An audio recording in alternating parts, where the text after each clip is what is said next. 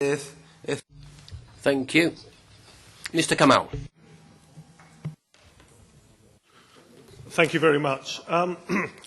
It's interesting listening to the opening comments of all the speakers. I thought it was quite interesting that the irony of the Tobin tax is that it was originally proposed at foreign currency markets, the one market that is specifically excluded from the proposals. And it was described by Willem Boyter, his research assistant at the time. He said James Tobin was a genius, but the Tobin tax was his one daft idea. I thought it was also interesting the reference to Reinhardt and Rogoff, because if you read that book, one of the things it says in that book, looking at 800 years of economic data, that while serial defaulters have graduated away from default, no country has yet solved the banking crisis. And if you look, and actually I think we're in danger once again of saying this time is different, we've learnt the lessons, we'll move on, we'll sort out the banking crisis. And actually we have all these proposals, but the fact remains today, 3 years after the depths of the financial crisis, that if a bank went bust tomorrow, it would still probably ask for taxpayers' money to bail it out. We haven't really solved anything.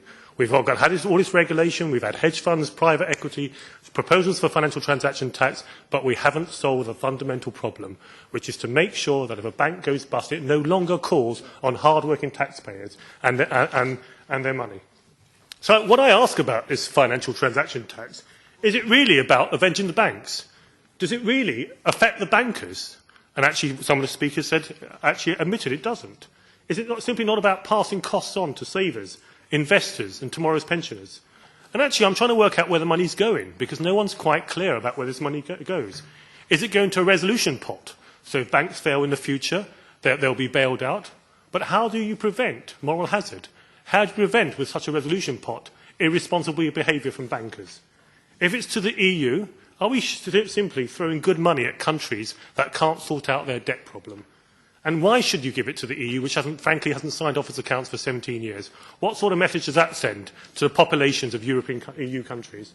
And if it's going to developing countries, I think many people, apart from the Greens I know, would sympathise with this idea.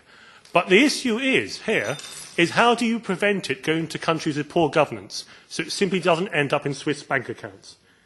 If we really want to sort out, learn the lessons from the last financial crisis, shouldn't we be doing something far more fundamental?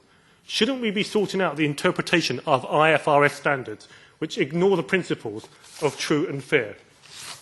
Should we not making sure that we explicitly rule out any taxpayer bailout for failing banks? That any bank that fails in future explicitly knows. Mr. Kamall, you may and last point, thank you very much, I'm sorry about this, and making sure that directors are liable for their actions. So let them enjoy the bonuses when things are good, but let them literally pay the price.